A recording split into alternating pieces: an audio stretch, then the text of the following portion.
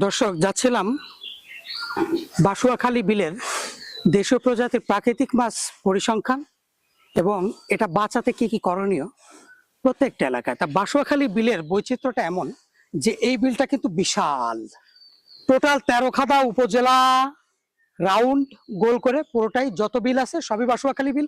এক সাইডে নড়াইল, এক সাইডে বাগেরহাট আর এক সাইডে খুলনার ভিতরে বাসুয়াখালী বিলটা। আর বিশেষ করে বাসুয়াখালী বিলের 80% তেরোখাদা উপজেলার ভিতরে, অর্থাৎ 13খাদা উপজেলাটা পুরোটাই একটা বিল উপজেলা। এই বিল উপজেলার প্রাকৃতিক মাছ আমরা পরিসংখ্যান করে যতই দেখতে পাচ্ছি এবং কথা বলছি, এবং যে পরিসংখ্যানটা পাচ্ছি তাতে আগামী 10 বছরের ভিতরে এটা নাই হয়ে যাবে, থাকবে না।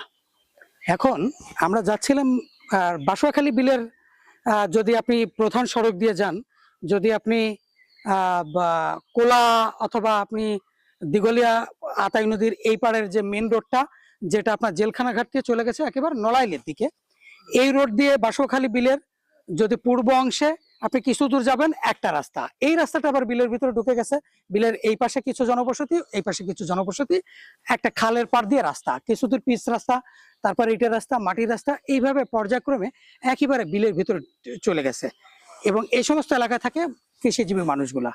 তো তেমনই একটি জায়গা দিয়ে যাচ্ছিলাম, হঠাৎ করে দেখি একটি নতুন একটি ব্রিজ তৈরি করা হয়েছে, কালভার্টের নিচে অসংখ্য পরিমাণে মাছ গিজ গিজ গিজ গিজ করছে। এত পরিমাণ মাছ, অর্থাৎ বিলের পানি শুকিয়ে গেছে। ঠিক এই সময়টাই এই জায়গা একটু গর্ত জায়গা, পানি জমা ছিল, সমস্ত মাছ এখানে এসে উপস্থিত হয়েছে। মাছ কিন্তু এখানে আটকা পড়েছে এবং একজন কৃষক এইটাকে একটু ঘিরে রাখছে।